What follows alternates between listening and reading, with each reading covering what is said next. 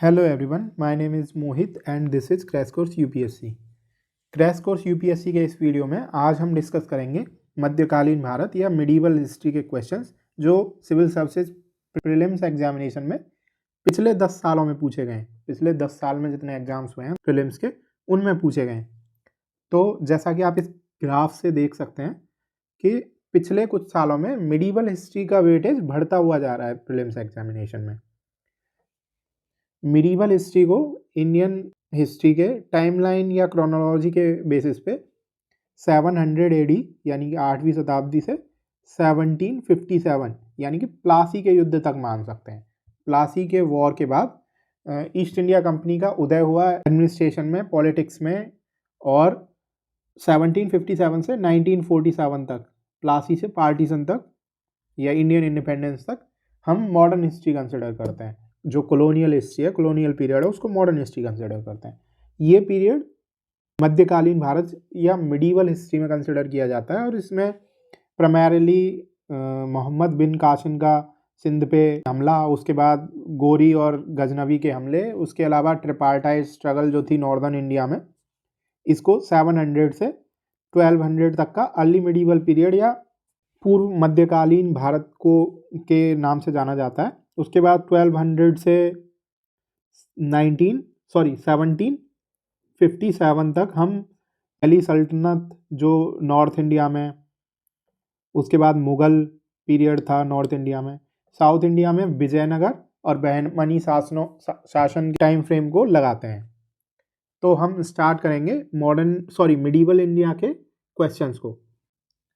पहला क्वेश्चन है, consider the following भक्ति सेंट्स। भक्ति जो मूवमेंट था, भक्ति संत जो थे, उसकी शुरुआत साउथ इंडिया में होती है 8th सेंचुरी में। साउथ इंडिया में भक्ति मूवमेंट की शुरुआत होती है जो 12th सेंचुरी में नॉर्थ इंडिया तक पहुंच जाता है। तो ये 3 भक्ति संत दिए गए हैं, दादू दयाल, गुरु नानक और Tyagaraja. Who among the above was were preaching when Lodi dynasty fell and Babar took over. Lodi dynasty last dynasty थी जिसने दिल्ली पर राज किया। दिल्ली सल्तनत की लास्ट डायनेस्टी थी। बाबर कब दिल्ली के शासन पे, दिल्ली पे कब्जा किया? 1526 में फर्स्ट बैटल ऑफ पानीपत में इसने इब्राहिम लोदी को हराया था और उसकी हत्या करने के बाद 1526 से 1530 तक बाबर ने दिल्ली पे राज किया और उसके बाद हुमायूं गद्दी पे बैठा दिल्ली की बाबर की मृत्यु के बाद। तो इन तीनों संतों में से, भक्ति संतों में से कौन ऐसे थे जो अपनी शिक्षा में या भक्ति में या उपदेशों में उपदेश देते थे उस टाइम पे? तो दादू दयाल जो थे फर्स्ट। दादू दयाल एक गुजराती या राजस्थानी भाषा के कवि थे। इनका जन्म हुआ था 1544 में। कहाँ? अहमदाबाद, गुजरात में।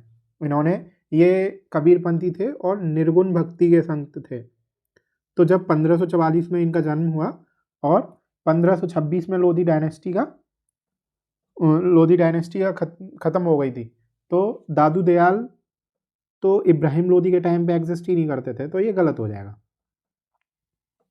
गुरु नानक जो सिखों के पहले गुरु थे और इनका जन्म हुआ था 1469 में लाहौर के पास तलवंडी में, जो अभी ननकाना साहब बोलते हैं और पाकिस्तान के पंजाब प्रांत में पड़ता है। तो गुरु नानक का जन्म हुआ 1469 में और ये उस टाइम फ्रेम में 1526 में पंजाब में उपदेश दे रहे थे, अपने धार्मिक उपदेशों में लीन थे। तो ये सही है। त्यागराज एक इंडियन क्लासिकल म्यूजिक के, कर्नाटक म्यूजिक के बहुत ही बड़े संगीतज्ञ हैं, बहुत ही बड़े म्यूजिशियन हैं और ये राम भक्ति के लिए भी जाने जाते हैं। लेकिन इनका जन्म कब हुआ था? 1767 में, 18वीं शताब्दी में हुआ, तंजौर में, तमिलनाडु में। ये कर्नाटक म्यूजिक के कवि हैं, म्यूजिशियन हैं, संगीतज्ञ हैं, इंडियन क्लासिकल म्यूजिक के, कर्नाटक म्यूजिक के। और इनका जन्म हुआ 18वीं शताब्दी में, जबकि 16वीं शताब्दी में बाबर ने इंडिया पे आक्रमण किया था और लोधी डायनेस्टी का खात्मा करके मुगल सल्तनत की नींव रखी थी इंडिया में। तो ये भी गलत होगा, तो आंसर होगा B, 2 only. Next question, CSE 2014 में 2 क्वेश्चन पूछे गए थे, उनमें पहला क्वेश्चन है, in medieval India the designation Mehtra and Pattakila were used for. ये मेहत्रा जो थे और पट्टाकिला ये नॉर्थ और वेस्ट इंडिया में विलेज हेडमैन को बोलते थे, तो आंसर होगा विलेज हेडमैन। ये बहुत ज़्यादा फैक्चुअल क्वेश्चन है और उसके लिए आपको NCERTs पढ़नी पड़ेंगी। जैसे 2022 में एक फनम करके आया था, फनम होते हैं सिक्के, कॉइन्स, जो साउथ इंडिया में चलता है।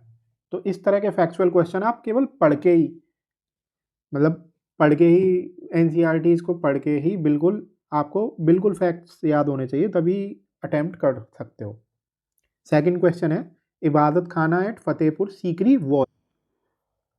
फर्स्ट ऑफ ऑल तो हम फतेहपुर सीकरी के बारे में जान लेते हैं। फतेहपुर सीकरी एक आगरा के पास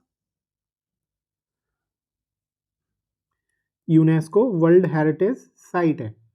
इसकी स्थापना 1571 में अकबर ने की थी। क्यों की थी? फतेहपुर सीकरी में एक कोई सूफी संत हुआ करते थे, सलीम चिश्ती। उन्होंने ये प्रिडिक्ट किया था कि अकबर के 3 लड़के होंगे, 3 बच्चे होंगे। तो उसी प्रिडिक्शन के ऊपर सीकरी विलेज होता था, वहाँ सीकरी विलेज में अकबर ने अपनी नई राजधानी 1571 से जो 1585 तक राजधानी रही मुगल सल्तनत की, वहाँ 1571 में फतेहपुर सीकरी विलेज के पास की, जिसका 1573 में नाम फतेहपुर सीकरी पड़ गया, क्योंकि गुजरात फतेह के बाद जब अकबर वापस फतेहपुर सीकरी पहुंचा तब उसने उस अपनी कैपिटल का नाम फतेहपुर सीकरी रख दिया। तो उधर बहुत सारे स्ट्रक्चर्स बनाए गए थे, तो उनमें से एक था इबादत खाना की स्थापना हुई 1575 में। जैसे कि अकबर एक बहुत ही ज़्यादा सेक्युलर माइंडेड मुगल एम्परर था, तो उसका प्राइमरी रीज़न क्या था इबादत खाना का? इबादत खाना का मतलब होता है हाउस ऑफ वर्शिप, जहाँ पे पूजा की जाती है या जहाँ पे नमाज पढ़ी जाती है। जो भी अपने रिलीजन के हिसाब से जो भी वर्शिप करता है, हाउस ऑफ वर्शिप। तो क्या ये मॉस्क थी for the use of royal family? नहीं। Akbar's private chamber prayer? नहीं। The hall in which Akbar held discussion with scholars of various religion? ये सही है। 1575 से एक साल के लिए 1576 तक अकबर हर थर्सडे की शाम को डिफरेंट रिलीजियस स्कॉलर्स के साथ डिस्कशंस करता था, बहुत रिलीजियस स्कॉलर्स के साथ, एथीस्ट के साथ, जिसको 1776 में अबेंडन कर दिया गया और फिर दोबारा से 1578 में शुरू किया गया। तो आंसर होगा सी। तो 2014 के क्वेश्चन खत्म हो गए। 2015 में 3 क्वेश्चन पूछे गए हैं मिडीवल हिस्ट्री से। पहला होगा medieval Indian state present region. Okay, हमको मैच करने हैं ये फॉलोइंग, करेक्टली मैच कौन कौन से हैं। तो ये 3 स्टेट दिए हुए हैं, चंपक, दुर्गुरा और कुलूटा। तो ये तीनों ही स्टेट जो आज नॉर्थ इंडिया में पहाड़ी रीजन, हिमालयन रीजन मिलता है, वहाँ मिल जाएंगे। जैसे चंपक है, ये चंबा एरिया जो हिमाचल प्रदेश का है, चंबा रीजन, चंबा डिस्ट्रिक्ट, उधर मिलेगा। दुर्गुरा जम्मू का एरिया है, ये सही है, जम्मू जो मॉडर्न डे जम्मू है, जम्मू एंड कश्मीर में, वहाँ। कुलूटा हिमाचल प्रदेश में कुल्लू डिस्ट्रिक्ट जो है आज की डेट में, कुल्लू, उधर मिलेगा। तो आंसर होगा B only. Next question is consider the following, the arrival of Babar into India led to the. Babar Mughal सल्तनत की शुरुआत की थी, नींव रखी थी मुगल 1526 में, पानीपत के पहले वॉर के बाद। तो फर्स्ट स्टेटमेंट है introduction of gun powder in the sub continent, induction of arch and dome in the region's architecture. Third है establishment of Timurid dynasty in the region. तो क्या बाबर ने गन पाउडर इंट्रोड्यूस किया था सब कॉन्टिनेंट में? ये स्टेटमेंट सही भी है थोड़ा और थोड़ा गलत भी है। सब कॉन्टिनेंट में गन पाउडर तो लोगों को पता थी, गन पाउडर का मालूम था, लेकिन गन पाउडर को बैटल में बाबर ने इंट्रोड्यूस किया था, तो यूपीएससी ने इसको सही माना था। सेकंड है induction of arch and domes in the region's architecture. नहीं, पहले ही दिल्ली सल्तनत के पीरियड के टाइम पे आपको आर्क एंड डोम्स मिल जाएंगे, तो ये गलत होगा। थर्ड है establishment of Timurid dynasty. Babar जो सेंट्रल एशिया में फरगाना का रूलर था और एक तिमुरिड प्रिंस था, ये तो ये सही है, ऑप्शन होगा 1 and 3 only, C. Question number 3, with reference to Indian history which of the following is are essential elements of feudal system. Feudal system को हमने मॉडर्न हिस्ट्री में भी पढ़ा है, ये मिडीवल यूरोप से आया टर्म है, मिडीवल यूरोप का टर्म है। फ्यूडलिज्म में क्या होता था, एक क्राउन की जो टेरिटरी होती थी उस पर बहुत सारे फ्यूडल लॉर्ड्स होते थे, फ्यूडल लॉर्ड्स जो क्राउन को अपनी सर्विसेज यानी कि मिलिट्री सर्विस हो गए या रेवेन्यू कलेक्ट करके देना, ये सर्विसेज प्रोवाइड कराते थे। किस चीज़ के एवज में कि क्राउन उनको अपनी टेरिटरी को यूज करने का छूट देगा, खुली छूट देगा। तो क्राउन मतलब क्वीन या किंग जो भी है, फ्यूडल लॉर्ड्स उसको मिलिट्री, जो अगर युद्ध हो रहा है कहीं तो मिलिट्री प्रोवाइड कराएंगे। तो ऐसा कोई ना कोई सिस्टम आपको मौर्याज से लेके गुप्ताज और उसके बाद मुगल पीरियड तक मिल जाएगा। तो इसके ऑप्शंस हैं very strong centralise political authority and a very weak provincial और लोकल पॉलिटिकल अथॉरिटी। तो जो फ्यूडल सिस्टम होता था उसमें जो सेंट्रल अथॉरिटी होती थी वो इतनी पावरफुल नहीं होती थी कंपैरेटिवली प्रोविंशियल अथॉरिटीज़ के, क्योंकि जो प्रोविंशियल अथॉरिटीज़ होती थी उनके पास स्ट्रॉन्ग मिलिट्री हुआ करती थी। जो सेंट्रल लीडरशिप को मिलिट्री चाहिए होती थी वो फ्यूडल लॉर्ड्स ही प्रोवाइड किया करते थे। इसीलिए मुगल डायनेस्टी के बाद में जैसे ही सेंट्रल लीडरशिप थोड़ी हल्की पड़ती है तो आपको बहुत सारे ससेशनिस्ट स्टेट मिल जाएंगे। निज़ाम हुआ हैदराबाद का, उसके बाद आपको अवध का नवाब हुआ या बंगाल का नवाब हुआ, ऐसे सक्सेसर स्टेट इमर्ज करते हुए मिल जाएंगे। सेकंड है emergence of administrative structure based on control and possession of land. ये सही है, जो फ्यूडल लॉर्ड्स होते थे वो कंट्रोल करते थे लैंड को, और जो एडमिनिस्ट्रेटिव स्ट्रक्चर था वो मालिकाना हक या उसके ऊपर ही बेस्ड होता था। थर्ड है creation of Lord vessel relationship between feudal Lord and his Overlord. ये भी सही है, आंसर होगा बी 2 and 3 ओनली। तो CSE 2015 में 3 क्वेश्चन पूछे गए थे। नेक्स्ट शुरू होता है 2016 के क्वेश्चन, 2 क्वेश्चन पूछे गए हैं 2016 में। तो पहला क्वेश्चन शुरू करते हैं। Regarding the taxation system of Krishnadevaraya the ruler of Vijayanagar empire, consider the following statement. जो कृष्णदेवराय थे वो विजयनगर एम्पायर के सबसे प्रोमिनेंट, जो सबसे ज़्यादा इम्पैक्ट रहा है विजयनगर की हिस्ट्री, आर्ट एंड कल्चर पे।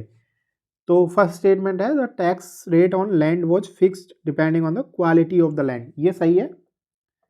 कृष्णदेवराय ने लैंड रिफॉर्म इंट्रोड्यूस किया था कि जो भी क्वालिटी होगी लैंड की उसके हिसाब से ही हम जो रेंट है या रेवेन्यू रेट है वो फिक्स करेंगे। उसके बाद सेकंड स्टेटमेंट है the private owners of the workshop paid an industry tax. ये भी सही है।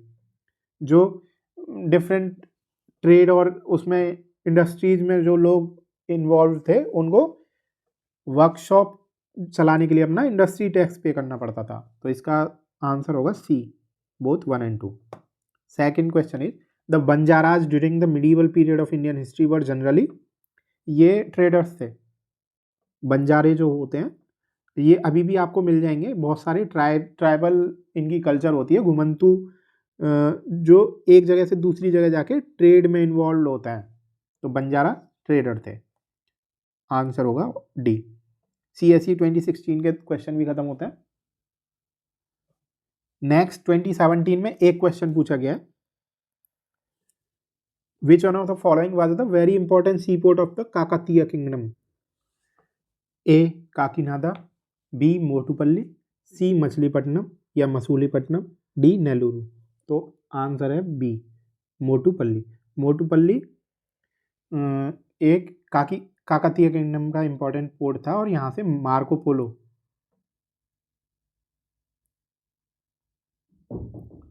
अपने ट्रैवलॉग में काकतीय किंगडम का डिस्क्रिप्शन दिया है और मोटुपल्ली यहाँ से गुजरा था वो। तो काकतीय किंगडम एक जो modern day Andhra plus Telangana का जो एरिया है वहाँ पे एक अराउंड 12th सेंचुरी में किंगडम एग्जिस्ट करता था काकतीय। इसके फाउंडर थे रुद्रदेव। तो जो मोटुपल्ली था वो काकतीय किंगडम का इम्पोर्टेंट सी पोर्ट था। With reference to the cultural history of India, consider the following statements. First, white marble was used in making Buland Darwaza and Khanka at Fatehpur Sikri. Second, red sandstone and marble were used in making Bada Imambada and Rumi Darwaza at Lucknow. Okay, पहले तो हम बुलंद दरवाज़ा और खानका के बारे में जानते हैं। बुलंद दरवाज़ा और खानका फतेहपुर सीकरी में, फतेहपुर सीकरी 1571 से 1585 तक मुग़ल सल्तनत की कैपिटल रही है इम्परर अकबर के द्वारा। उसके बाद बुलंद दरवाज़ा को अकबर ने 1602 में गुजरात के ऊपर विक्ट्री को कमेमोरेट करने के लिए बनाया था और ये सबसे बड़ा लार्जेस्ट गेट होगा वर्ल्ड का, सबसे बड़ा दरवाज़ा है। तो फतेहपुर सीकरी में आपको जो बिल्डिंग्स में प्राइमरीली यूज होगा वो रेड सैंडस्टोन है। तो नॉर्मली एस्पिरेंट्स जो हैं पेपर अटेम्प्ट करते टाइम ये गलती कर जाते हैं कि आपने ज़्यादातर बिल्डिंग्स देखी होंगी, इवन बुलंद दरवाज़ा को बनाने में रेड सैंडस्टोन यूज हुआ है, लेकिन उसको जो डेकोरेट करने के लिए जो पत्थर यूज हुआ है वो वाइट मार्बल है दोनों के लिए, बुलंद दरवाज़ा और खानका। बुलंद दरवाज़ा और खानका दोनों में वाइट मार्बल यूज हुआ है डेकोरेट करने के लिए, तो ये सही होगा। उसके बाद सेकंड स्टेटमेंट है, red sandstone and marble was used in making बड़ा इमामबाड़ा एंड रूमी दरवाज़ा एट लखनऊ। बड़ा इमामबाड़ा और रूमी दरवाज़ा को 1784-85 में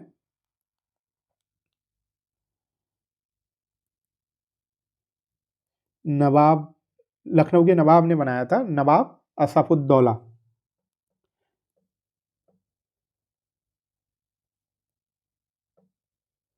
क्यों बनवाया था? क्योंकि उस टाइम पे लखनऊ में 10 साल तक फेमाइंस की सूखा पड़ा था, तो इस चक्कर में लोगों को एम्प्लॉयमेंट जनरेट करने के लिए बड़ा इमामबाड़ा और रूमी दरवाज़ा बनाया गया। और लेकिन इसमें रेड सैंडस्टोन, वाइट मार्बल किसी चीज़ का प्रयोग नहीं किया गया, इसको प्रयोग किया गया प्लास्टर और ब्रिक्स जिनको लखनवी ब्रिक्स बोलते हैं, लखनवी ब्रिक्स, ईंट का प्रयोग किया गया था। तो सेकंड गलत होगा, answer would be 1 only.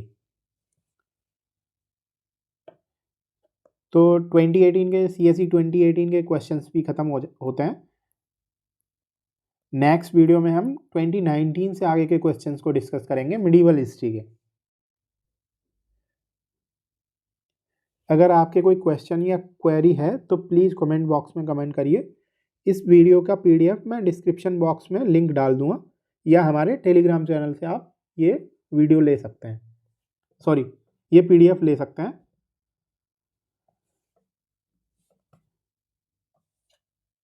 Next video आपको जल्दी मिल जाएगा। Thank you for watching our video. Please like, share and subscribe to our channel. Thank you.